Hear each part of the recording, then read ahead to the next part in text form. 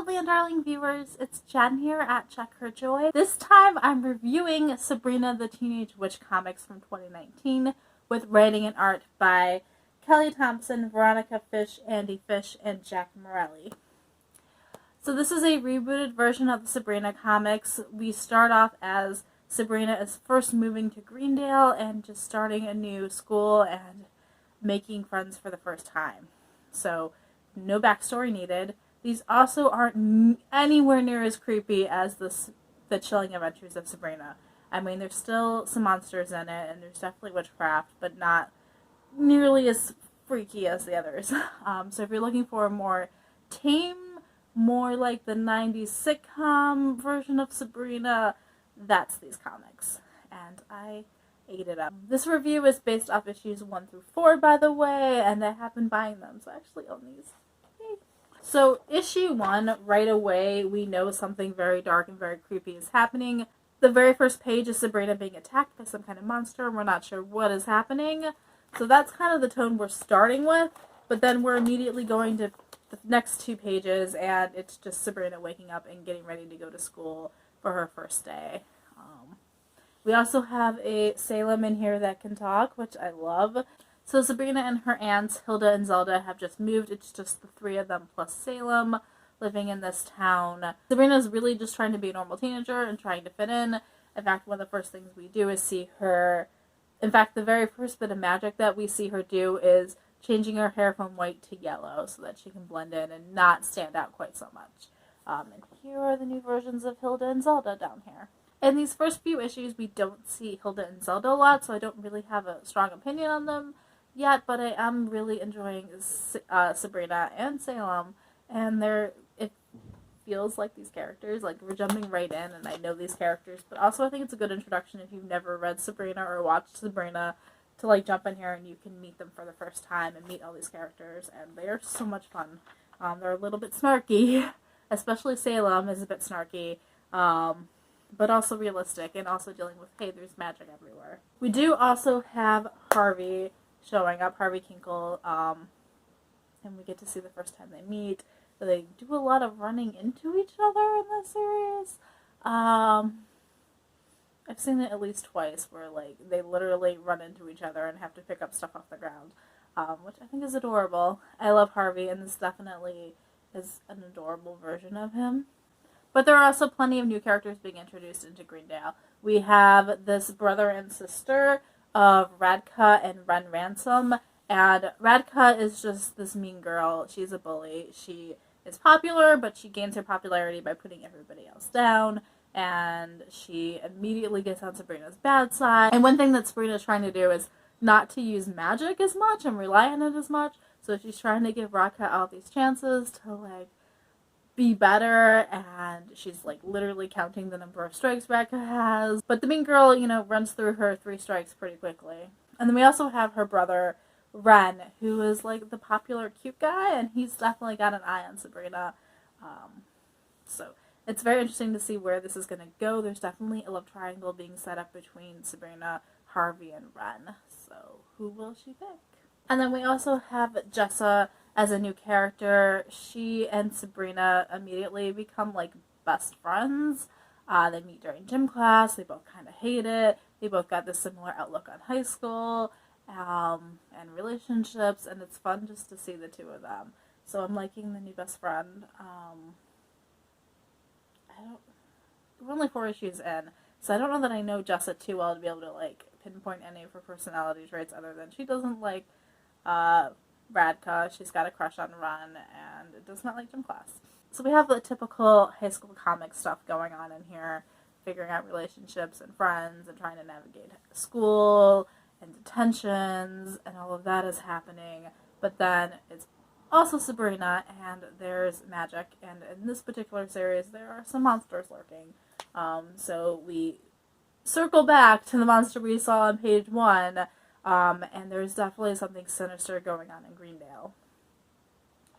So Sabrina needs to protect her new friend, and solve the mystery of why there's a monster in Greendale, especially since it's like a Wendigo, and that's not like a common monster. So in issue 2, Sabrina does go to her aunt's for help, and I really love their basement where they do like all their magic and have all their ingredients for spells and magical artifacts all hidden down there.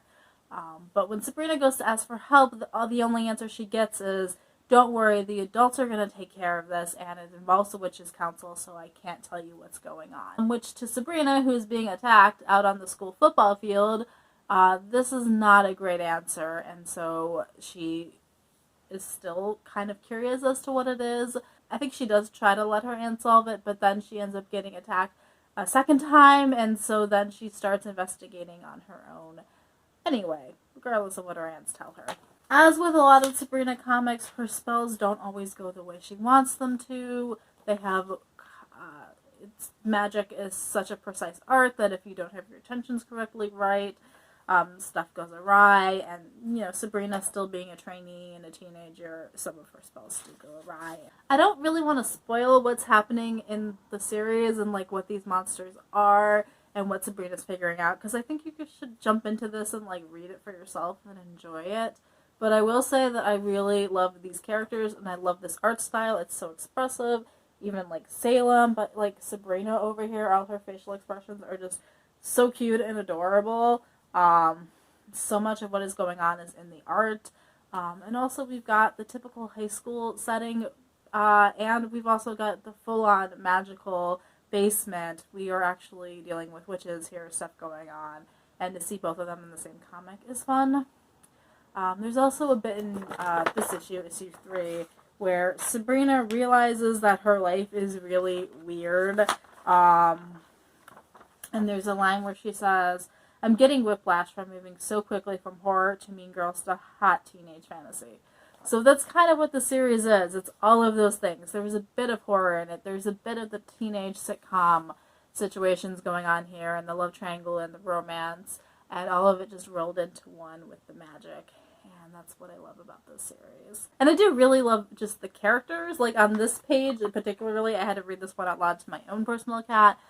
Sabrina's really upset, and she's petting Salem, but, like, she starts petting him too hard, and Salem's, like, over it, and he's like, you need to, like, could you stop that? And then Salem is like, ahem, do you mind? And they have this conversation about how Salem is not her emotional support animal. He is a familiar. He is a former wizard. He's not there just to comfort her.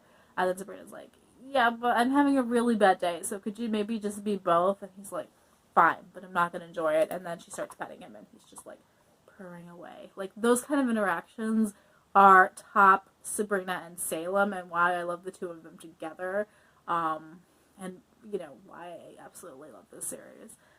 So it is definitely a 5 out of 5 stars for me. I love Sabrina. She's definitely one of my favorite comic book characters ever, and the series did not disappoint. Oh, and here are the covers for issue 1.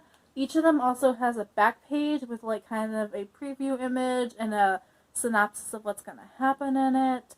Honestly, when I was going through reading them all, I didn't read all of the backs. I was just like, it's Sabrina, and jumped right in. Issue 2,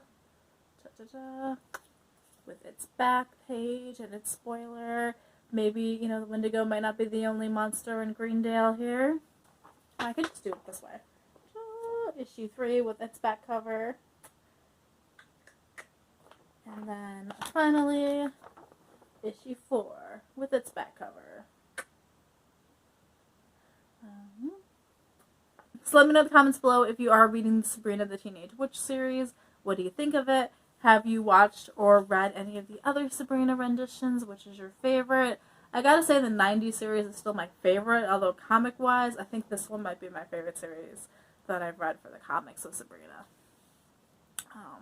But also we're only 4 issues in, so we'll see where this goes. I will also post down in the description below my link to the Chilling Adventures of Sabrina, which is more of a horror version. Actually, it is definitely a horror version of Sabrina, if you want something way creepier. Which, I am not a horror fan, but also I did enjoy those comics. Probably because I love Sabrina and her family so much that any rendition is, like, good.